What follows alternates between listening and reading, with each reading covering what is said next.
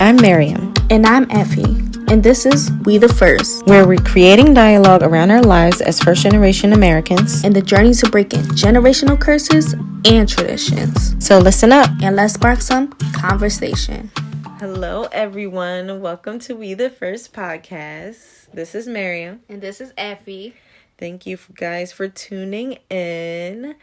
We wanted to thank you guys also for tuning in for our initial episode. That was our episode 1, our introduction episode. The reviews and the response and the love was so real.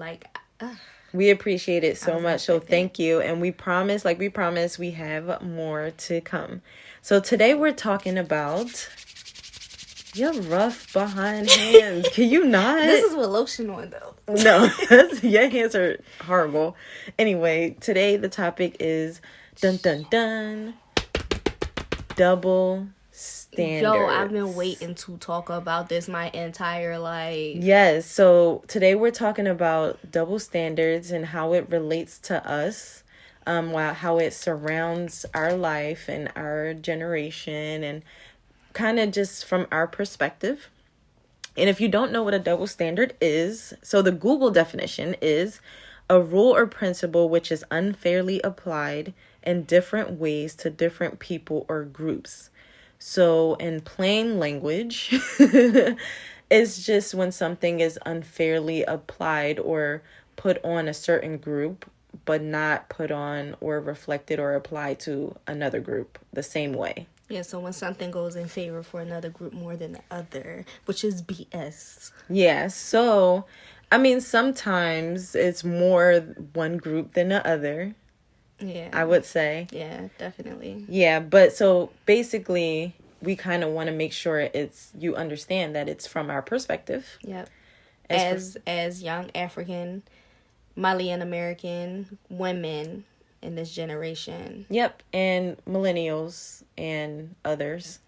You're not a millennial. I'm like a couple months. No, you're like a whole year. No, it's not. All right. She want to be a millennial so bad. But you know, I just found out my year doesn't even have a belong to any generation. That doesn't make sense. I swear to God, I looked it up. There's a generation after millennial. After millennial, they didn't even care for 97. Or they didn't care for 97 or 98. We left out. It starts at literally 99. I'll do more research on this and figure it out. Yes. So I'm a millennial. I just threw myself in the millennial bar. You're not a millennial. I belong to that generation after that. I don't understand. Okay. We'll accept you. It's okay. All right. So the way we're going to structure it, we kind of decided to make it really fun and kind of very organic and fluid. So we both came up with our own list separately. So neither one of us know what is on the other one's list. And what we're going to do is take turns and read off of our list what we think are some double standards that we are forced to suffer through or had to experience. And we're going to just discuss those topics. Still experiencing. Yeah, and we're just going to discuss those topics as we bring them up. If I bring up something that Effie has on her list, she'll just cross it out and just mention that she has it on her list and vice versa. And my list is mighty long. Yeah, I feel like your list is longer than mine's for some reason. I can't wait. For some reason. All right, so you want to go first? Well, the first number one thing I got on my list that I got to get into, that I've been waiting forever to get into, and I'm pretty sure there's a lot of women out there that feel the same exact way I feel, is about marriage. I feel like there's a lot of those single women are constantly pressured and always, since we're young, our mothers or whatever, our parents or family will always teach us to aspire to marry or to find a man, our Prince Charming. And we always watch Cinderella stories and stuff like that. So we always inspired, and it was always our dream to have a wedding and a husband and all that. But when you watch these boy movies when they were younger, it's all about superheroes and Avengers and stuff like that. It's never about, they might have a love interest in the show, but it's like they little shorty that's supposed to give them strength when they make eye contact or something. But I feel like women are. Do you have something like that on your list or no? Kinda. So not specifically that, because I feel like there's a lot of marriage. Yeah. So like I feel like daughters are more pressured than the sons. I honestly feel like it should be the other way around, because when it comes to marriage and moving forward with somebody, engagement, being in any relationship, a woman is not going to chase a man. Yeah. The man is most likely the most successful relationships is when the men chase the women. I mean, no one should have to chase no one, but the ball is always in the men's court, I feel, because they're the ones that propose. In our case, they're the ones that bring the cola nut. Yeah. They're the ones that like we get married to. We take their last names. We give their children their last names. Are you saying like the double standard is that like if a woman is not married, there's nothing else out there? And then for like a man, like if you're not aspiring for marriage, I feel like mine is solely about the pressure of marriage that's on women. So you don't think like, the same pressure I feel that like is on women is okay. Is on men? He'll find a wife like pray to God. You'll find that wife. Okay, but when there's a girl, I'm praying for you to find a husband, but you better hurry up and look for a husband and stop acting like, stop carrying yourself that way because you need to find a husband. Like, the women always gotta, in the African community, carry themselves a certain way. I agree. Oh, if you go to the wedding, don't do this, that, and the third, you might find a husband there. Yeah, but they don't tell their everywhere sons, you go, they don't tell their sons, don't do this, might find a wife. And be like, you might, like, you got a woman looking at you, you gotta be careful how you carry yourself. And then even with, like they'll sit their daughters down. Like I've heard stories about people sitting their daughters down when they hit 20, 25 or whatever. Saying like, okay, it's about time to think about marriage. But when it's their son, it's like, yo, he making his money, let him do his thing. Let him follow his dreams. And then when he finally gets to where he need to go, he'll find like then he can just but when it's with us, it's like they push it on us as if we the ones that's doing the proposal, as if we the ones that's going around supposed to get the man and bring him to our families and stuff like that. Like, it don't work like that. Like, so I feel like if they pressured their sons the same way they pressure us, most of these women would be happily married and engaged now, because a lot of times you find somebody that you really love as a woman, or a man really like you, whatever, but they never been pressured or never taught the importance of a marriage or engagement. That's why they don't ever do that. So, you know what's funny? Because that is similar to something I have, and it just falls right into it. Mm-hmm. But one of the things I had on my list is the pressure before marriage, but and specifically the things that are taught to women or pushed on women to know. So it's very similar to what you said. It's like you are taught to do certain things. Taught to how to be a wife. How to be a wife. Your man don't like this, men don't like that, men don't like this. But if you don't do it, he'll go find it somewhere I don't think this conversation happens the same way they don't with our male counterparts. Yeah, they don't. They're not taught to say, okay, like a woman is like this. A woman don't like this. A woman is sensitive. A woman like that. A woman like this. They don't have those conversations. They don't have like an uncle that sits you down and be like... And when they do have conversations with their sons about women, it's always negative. Oh, women are trash. Women will always deceive you. Women is this. Women is that. Yeah. It's never in a positive light. Yeah, so I feel like if we want to talk about moving forward, I feel like the same way, and I'm a married woman, so like before I got married, a lot of the things or advice that I had aunties give me was... make sure you're good at cooking. Make sure that when your husband is upset that you're doing certain things to make sure that he's feeling better. Make sure that if he's upset, you're trying to understand what's wrong with him and, be nice to him, make him feel better. Or make sure you're always good in bed. It's making me sweat. And like, make sure that like, you're not doing anything that'll make his eyes wander.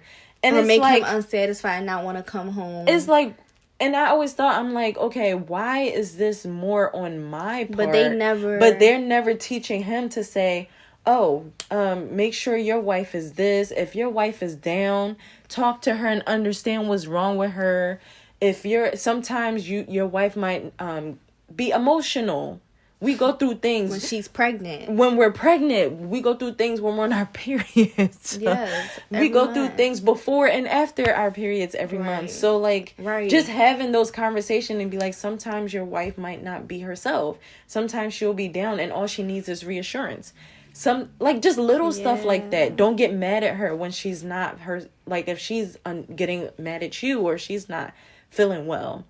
They too busy teaching us to be wives and not teaching them how to be husbands. Yeah. Like, it's just like most of the time men that are good husbands, they get it from their maybe an example. Somebody taught them maybe, but it's not. It's very rare that somebody taught them to be a husband, that their mothers taught them how to be a husband, or like they don't do this talked about wife. It. Most don't of the times they figure it out themselves or so. Like it's frustrating. It's really frustrating. So for me, what do you think is the best way to kind of break that? Well, I'm gonna treat my son and daughter the same way. Because the same, if my, like, when it comes to stuff like that, teaching them the importance of stuff, it goes the same way. Because at the end of the day, we all flesh and blood.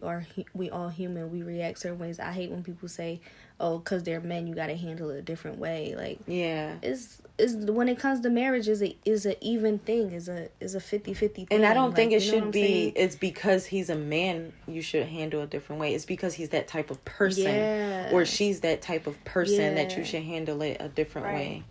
So, I think that's a good point. Kind of putting the same teaching and putting the same ideas into our men the same way we're putting so much pressure on our women. I feel like we got it the worst as Malian women, Malian American women, because we got the best of both worlds. We got our American side, we got our Malian side. We got the worst of when it comes to marriage pressures. Like, I just dealt with it the other day. Like, aunt calling me like, why you don't want to get married? Like, what you don't have the urge to get married? What you don't have the urge to find somebody? Like, why you so this, that, and the third? And I'm just like, yo, honestly, I'm just focusing on me. Like, I'm in my zone. Like, I'm doing my thing.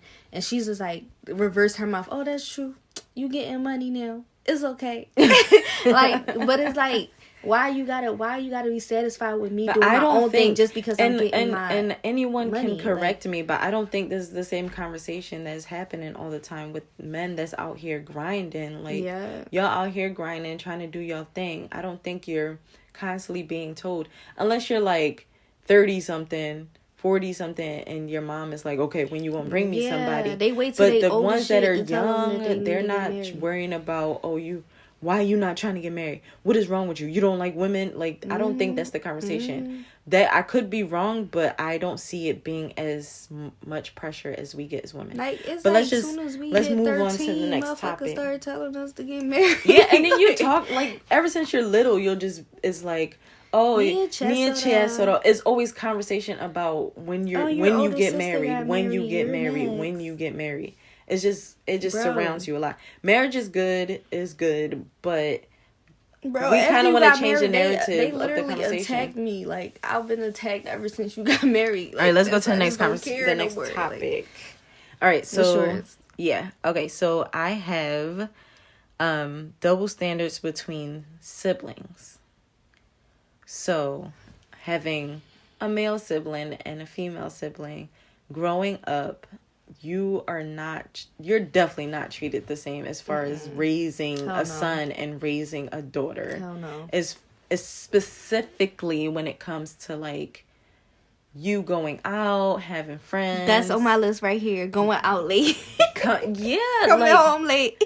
If you going out, like, I feel like our brother, he can just be like, oh, I'm going to this place today. Yeah, right I'm now. going to Arizona. I'm on my way. Like, I'm on my way to the airport to go prime to Arizona. Example, like, on New Year's, he just like came upstairs dressed and was like, oh, I'm going to New York. And my mom's like, you going right? And she's like, when? And he's like, right now. My ride is outside. And she's like, you didn't tell me that. And I'm like, and he's like, well, my ride is outside, so I'm about to leave. Goes. And she tried to, like, I feel like she tried to have a conversation with him about it because we were sitting there. But she was like, you got to tell me stuff like this early. And I'm like, either way, he going to leave. Like, his ride is outside. Mary, I swear to God, Lala came upstairs and was like, yo, your mom just let Brain go to New York. And she just found out 2 minutes ago.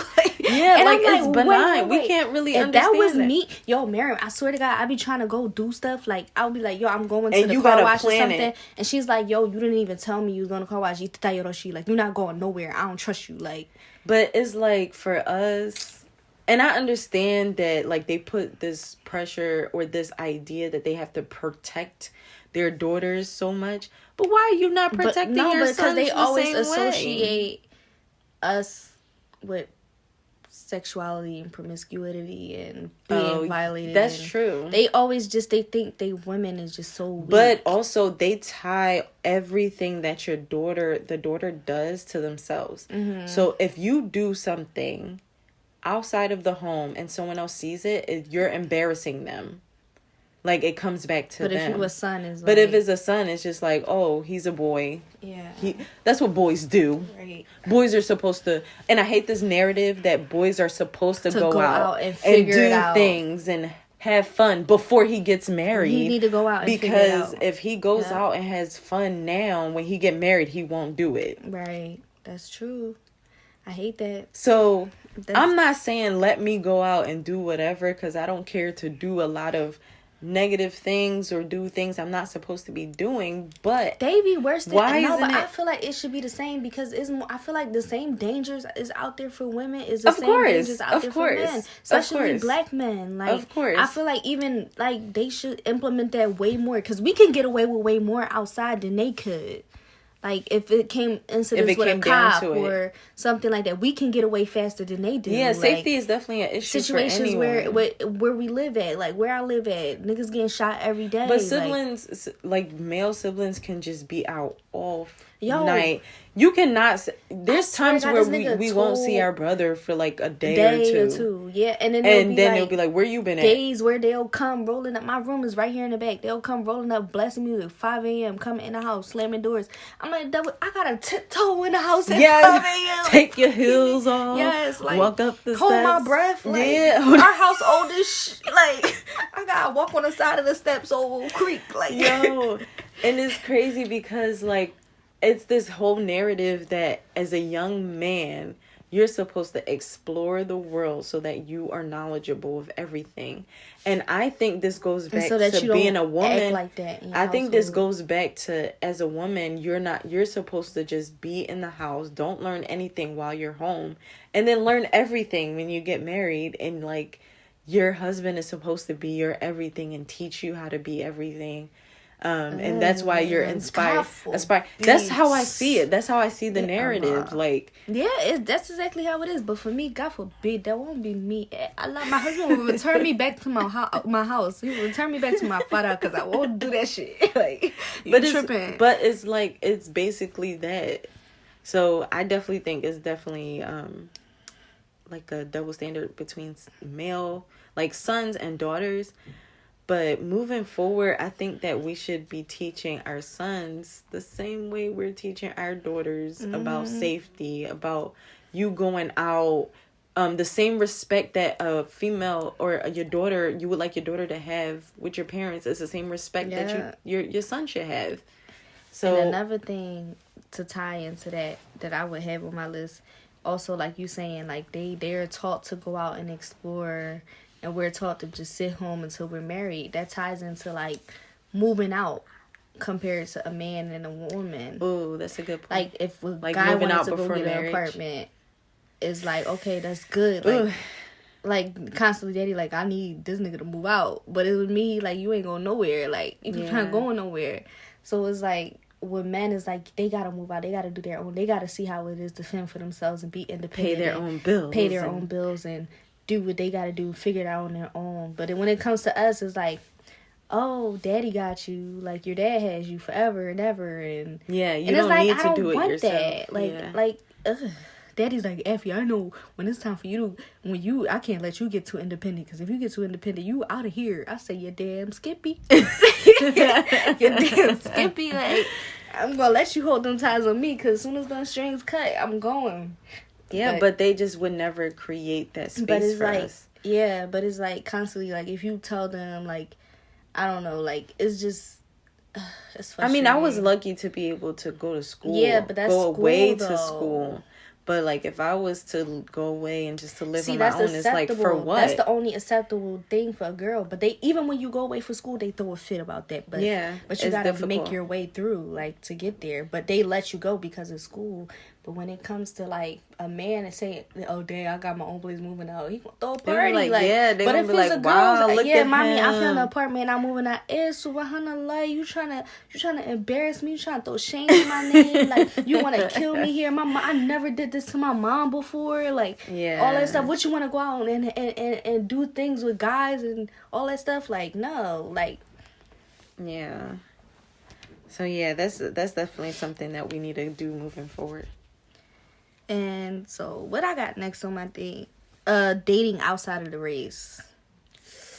What do you mean? So, like, if what I see is like dating out, they allow the guys to date outside of the race more than the girls. So say if I bought a Chinese guy home or something, they're gonna be like, oh, okay.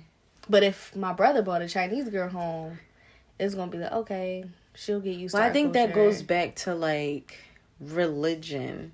And you know how sometimes I get a lot of Muslim Chinese guy. Listen, we get a lot of something that we lack is picking between culture and religion. Like, I think I'm not even talking about religion. No, I think our culture pick and choose when they want to say, "Oh, this is a religious thing. This is a cultural thing." And it's like, if you want things to go on a religious standpoint, let it stick to the religious standpoint, not a cultural standpoint. Right. So, like, for example, when even if you're not even married outside of a race, if you're married a different type of tribe or different cultural or ethnic group within the same country. Like when a Bamana boy go marry a Fula girl, I'm like, hey, I'm so kind. But not even like, something so like that, because that's even serious. That's even like, more, that's more common. But if it's like more like, if you're a certain ethnic group and you're like, there's like a folklore like tale about how these type of groups are not supposed to marry each other. That's BS. Yeah, well, our parents don't believe in that.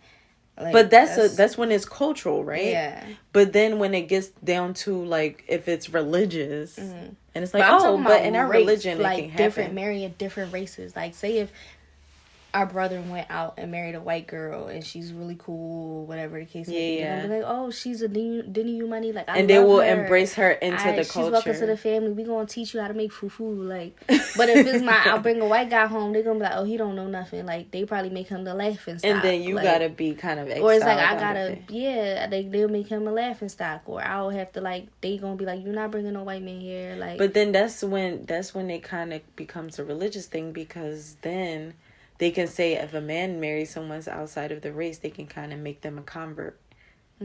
That's true.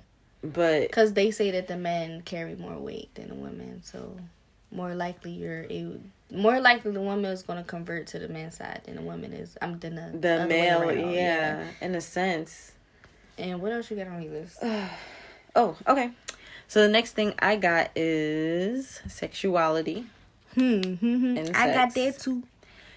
So the reason why I said that is because sexuality is not really something that is embraced on the woman's standpoint of thing, like being able to be sexual and embrace the idea of sexuality. On Beyonce's Flawless, we teach girls to aspire to marry and not to be sexual beings. When you find out that something about like her being a sexual being, they throw shame on her name. Yeah. But guys are allowed to be sexual. Oh yeah. All the other stuff. And it goes all the way back to the conversation we had about them exploring themselves and understanding what they like and what they don't like before getting married. And then they want us to be, okay, learn exactly what your man learned outside of you. And it sounds crazy, but it is crazy. But it's like, why can't we be taught about the sexual aspects of things? And I think it goes back to them being, we're kind of like a liability in a sense when it comes to sexuality. It's like they're so scared to expose us to those things because of the shame that it brings. And that ties into having kids before marriage. I have that on my list too, because say you come home pregnant as a woman in an African household, it's done for you, like you over it. But if a son come home and say he got a girl pregnant outside, it's like, that's on you, son. That's you. That's on you, son. Okay. But that's just like, the culture everywhere, though. That's true. Because if you get pregnant by somebody, you're the one that's going to have the child. Okay, there's no tie to them but a DNA. Like, because a lot of times, even women that have kids already before marriage, right? It's harder for her to find a husband, but men that have kids already get a wife. It's like, okay, you're supposed to accept that and it just kid. And it's but if a man went to his mom and be like, oh, she got a kid already, he's gonna be like, no, we don't want her here. Like, we don't want her. She already got a kid. She already have a kid. But if it's a husband, it's like, oh, your mom would be like, oh, it's fine. He got kids. Your father probably got kids outside. Yeah, like, and that was before like, my time, so like, it has nothing to do with me. But still, that was before your son's time too. Like, you know what I'm saying? Like, but do you think that's something that we should normalize? I just feel like things happen for a reason. Like, you should never shame somebody for having a child before they met another person, or whatever the case may be. Like, it's so hard for women to find a husband when they have kids, especially in the African community, when they have kids already. Because compared to a man that have 11 kids already. Like, man can have like 20 kids and he can get married to whoever he want to get married to. Girl can have one child from a marriage that didn't go right, and she gonna get frowned upon. That's like, true. I've never thought about that. But that's very true. I mean, kind of understanding that things happen. Yeah. And things can happen. And that relates to something I got on my list, too. What? Divorce. I think there's a that's huge... one thing I don't got on my divorce. That's a huge double standard I feel like we have in the African community. Because when it comes to divorce, I feel like most of the fault lands on the woman, and by that it relates to the conversation or the narrative that like she did something wrong, that she needs to make sure she's doing all that she needs to do so that her man doesn't want to leave her. But like, it's like, yeah, what is he doing to keep her? And then think about like women, like divorce happens. It's not a forbidden thing. Society has made it forbidden. It made it something negative. Right. But when divorce happens to this day, especially in the African community, it's like the woman is seen as the divorcee. Definitely. Like she's the divorcee. The man is seen as like, all right, he back on the market. But the woman is like, but when it was the woman is like, oh, she's finished. Like, yeah, like she was married before. Yeah. So maybe she did something that made the marriage. Maybe she's not a good enough. She didn't do enough to keep her man. So you want that? Like her husband left her. Like she's not even a good woman. Imagine how many women after. But it's never divorced, she left her husband. It's always even if he left her. Even if the situation was like. Because of the man, like the man did something that's completely disgusting. Cheating is on my list. Yeah, like even if he did something that was outside of the marriage, and the wife was like, "I'm not going." Why is she expected to work like fight for that? If that's not something she want to deal with, she don't have to deal with it. But if there is a divorce, they're going to be like, "Oh, she probably didn't do enough to keep her man." She probably let him come home. Maybe her food wasn't good enough to keep him. Maybe she didn't do enough in the bedroom to keep him. Oh, maybe she wasn't nice enough to him. Maybe she wasn't clean. Maybe, yeah. It is like divorce happens. And especially thinking about the way that a lot of the generations before us got married. They got married before even knowing each other fully. Yeah. And then you have to kind of sacrifice yourself. You have to submerge yourself into the life of someone else. Right. And then force yourself to, like, some of these marriages, they're still together because they have to be for one another. Like, I understand that's torturing for women because they marry somebody they don't know, but it's also torturing for men too. And I'm not saying divorce is a good thing. I'm not promoting divorce, but not all marriage is meant to be. Even in Islam, if you break a contract, if you're not happy, if it's not meant to be, no more. And Islam is not even a bad thing. It's created. Yeah. Like, I understand if you're just wanting to divorce for whatever reason. It's something that can be fixed. If it can't be fixed, then that's it. Every person has their person. And if it's not meant to be, it's not meant to be. So I don't like the idea that if someone is married or someone is divorced, that they can't, it's mostly the woman's fault. And that the woman, a lot of these men that are divorced, they get remarried. Yeah. They're remarried within like a short amount of time. And these women are still trying to figure out how to find someone that's willing enough to take a divorcee. He gonna slide in my, and I knew his wife gonna slide in my message. Oh, me and my wife are divorced. I'm back on the market. I'm available to you now. I wanted you for a long time. I'm like, but that's not the only person. Men do that all the time. Like, but it's like, but a woman can't go shoot her shot at who she wanted. Because it's gonna be like, they was married, they divorced. What did the wife do? Yeah, like she can't be like, I'm divorced now. I'm out here. Like she can't do that. I think moving forward, I think the idea of divorce kind of needs to be shifted. Mm-hmm. And I think like with cheating too, like not to encourage cheating. Cheating is never good. That's the worst thing you can ever do in a marriage. But like if a man cheats in a marriage and the wife forgives him, that's more seeable and you could do that. But if a man forgives his wife for cheating, they look down on the man.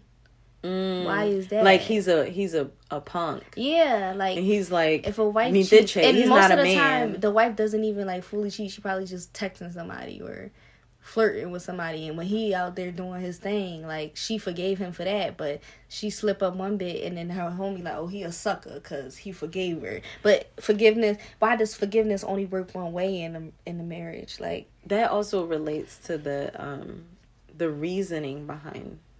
Nah, I don't even say women are emotional cheaters. I don't like that. No, that's what I'm about to say. Like, why is it the idea that if a man cheats, sexuality? Yeah, if a man cheats, is because the wife is lacking something, right? Or the spouse or the person in the relationship is lacking something.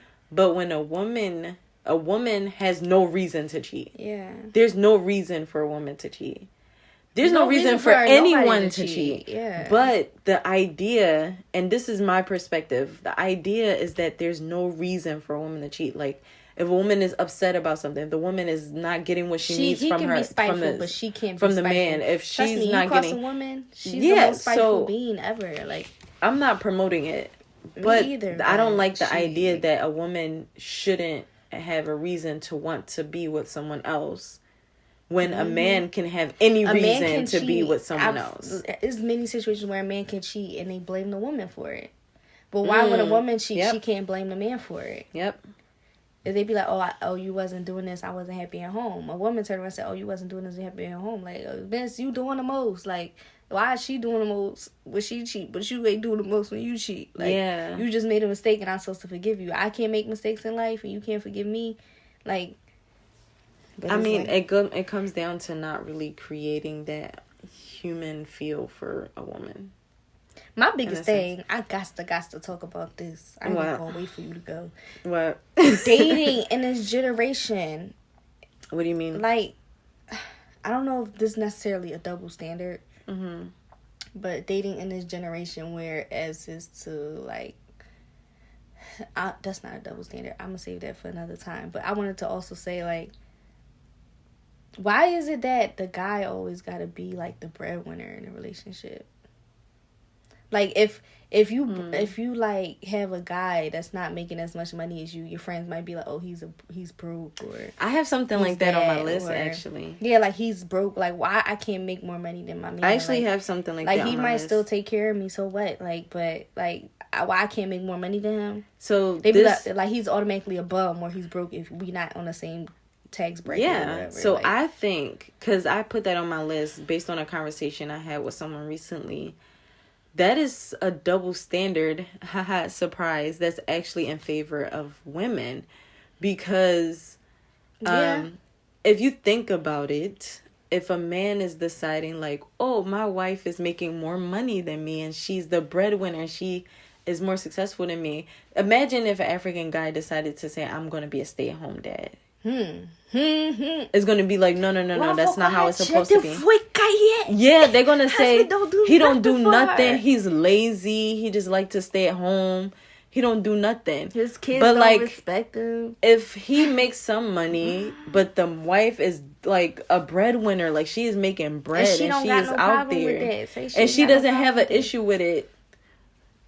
But people always want to create issues when there's no issue. That's dead. Because if I'm not going to stay home, you're not staying at home. Because even if that was the case and I was getting less money than my husband. Imagine, there are situations where women are said to, why don't you be a stay-at-home mom so the men can work more. Right.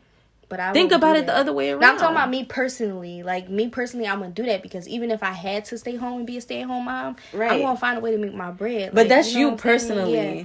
We're talking about the narrative. Let's talk about the men that don't have the right documents and the papers and stuff like that to work, but their wives do, and they're still in the process, and their wife got to be the breadwinner, and they got to stay home. Why is those men frowned upon? Like, they're not. Like, but I think it's an internal pride thing too, because sometimes they break a man down too. There's a lot of African men feel like they are the ones that are supposed to be out here making the money, and that, you know, if he can allow it, his wife should be able to stay home.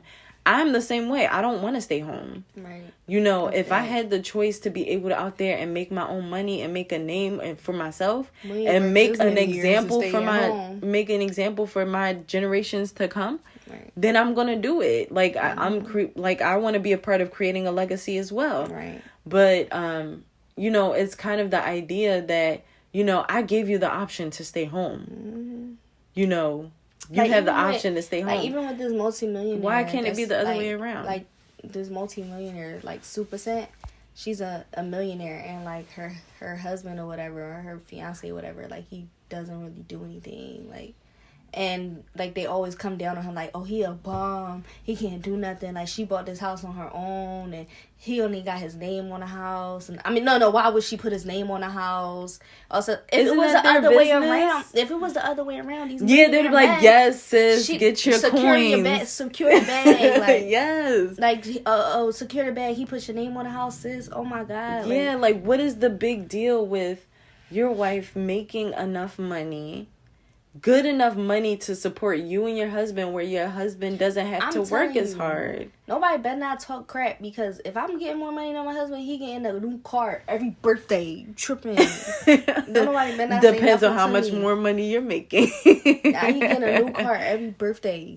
Like, because period. Why isn't that a norm? Like, if I'm making more money, then why not? If you're in a situation where the husband makes more money, he's doing things for you. Right, he's taking care of stuff. So why is the idea that if the situation presents... That has a lot to do with gender roles. Like, if the situation presents itself and the wife is making more money, what's the big deal? Right. Like, I'm coming home to a nice home-cooked meal. Like. But, yeah. So, you think we should do... I think we can do one more. All right. I don't even think one more gonna be enough. We got to do another part of this joint. I mean, we probably could do a second part and kind of get some other perspectives. I really would love a male perspective, though. I thought that would be a good idea, like, too. A male perspective would be so bomb, yo. Email us at... We gonna tell that later, but email us if you want to be a part of this part 2 male perspective, because it can be a good dialogue. It can be really good dialogue, because again, we can only talk about this stuff from our perspective. I got to know what the hell is going on out here. Like, yeah. Do you have another one? I also have, like, well, you said majority of it. Traveling and careers. Okay, that relates to, like... Yeah, like, they won't really, like... For instance, in my circumstance, like, it's always, wait till you get a husband to travel. Or if my brother wanted to travel, go to the airport 2 hours after he told my mom he could go. Yeah. But it's like, I gotta plan it out and all this extra stuff. Or you can only travel when you get married. Yeah, when you got a man. When you get a husband, you can travel as much as you want. Yeah, and then, like, careers, too. Like, certain careers, they'll say, oh, that's a male career. Why would you want to do that? Like, like when I was like, I'm going to start Uber or whatever. And they're like, you can't do that. That's a male career. Oh, yeah, people do that. People do say that, like, and I feel like that's so selfish, because Uber is such a innovative thing for people to make money with currently. And why all of a sudden? Because this thing is so...